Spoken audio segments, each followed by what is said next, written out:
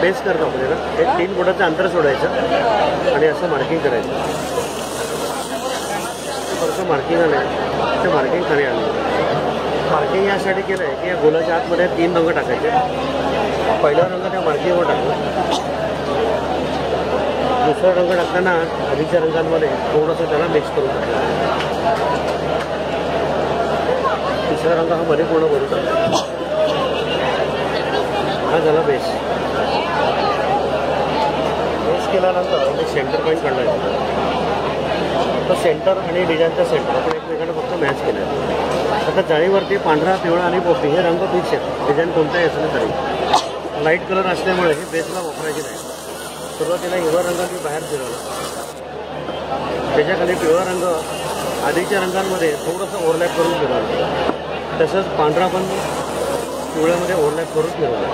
आता शेवटी पिवळा रंग पांढऱ्यात मिक्स करायचा आणि डिझाईन हळूहळू हे पूर्ण करायचं. ठीक आहे.